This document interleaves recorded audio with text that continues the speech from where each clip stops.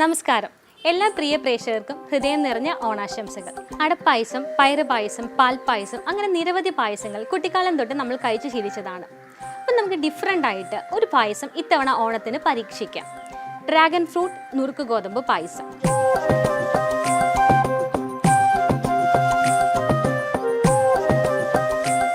ഈ ഡ്രാഗൺ ഫ്രൂട്ടിന് പ്രത്യേകിച്ച് ഒരു രുചിയൊന്നുമില്ല, പക്ഷേ അത് പായസത്തിൽ പരീക്ഷിക്കുമ്പോൾ വളരെ നല്ല രുചിയായിരിക്കും.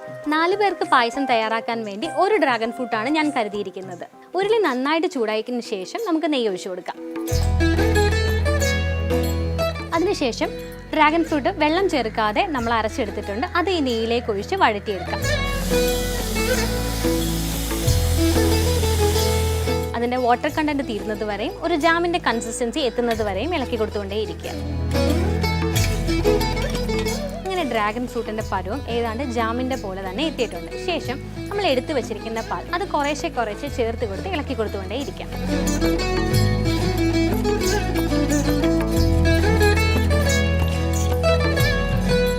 എടുത്തു വെച്ചിരുന്ന പശുവിൻ പാലിൻ്റെ ഒരു 1/4 ഭാഗം ചേർത്തത് ഇളക്കിയതിന് ശേഷം നമുക്കിനി ചേർക്കാനുള്ളത് ഏലക്ക പൊടിച്ചതാണ്.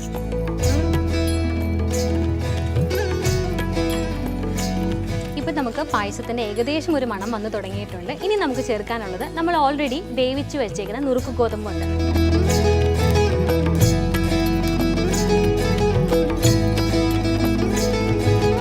ഒരുവിധം കട്ടയൊക്കെ ഉടഞ്ഞ് പായസത്തിനോട് ചേർന്ന് നുറുക്ക് ഗോതമ്പും കൂടെ ആയതിനു ശേഷം നമ്മൾ ബാക്കിയിരിക്കുന്ന പാല് ചേർത്ത് കൊടുക്കാം. നമുക്ക് പായസത്തിലേക്ക് ചേർക്കേണ്ടത് മധുരമാണ്. മധുരമില്ലാതെ എന്ത് പായസമാണ് അല്ലേ? അപ്പം മധുരത്തിനായിട്ട് നമ്മൾ ശർക്കര പൊടിയാക്കിയതാണ് എടുത്തിട്ടുള്ളത്.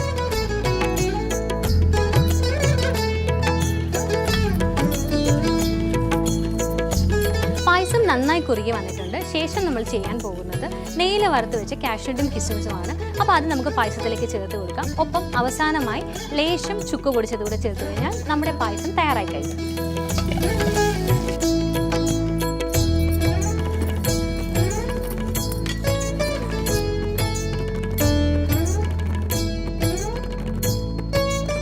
ഡ്രാഗൺ ഫ്രൂട്ട് നുറുക്ക് ഗോതമ്പ് പായസത്തിൻ്റെ മണം ഇവിടെ ഒക്കെ പരന്നു തുടങ്ങിയിട്ടുണ്ട്. ഈ ഓണത്തിന് വെറൈറ്റി ആയിട്ടൊരു പായസം ട്രൈ ചെയ്യണമെന്ന് ആഗ്രഹിക്കുന്ന എല്ലാവരും ഈ റെസിപ്പി ഒന്ന് പരീക്ഷിച്ച് നോക്കൂ.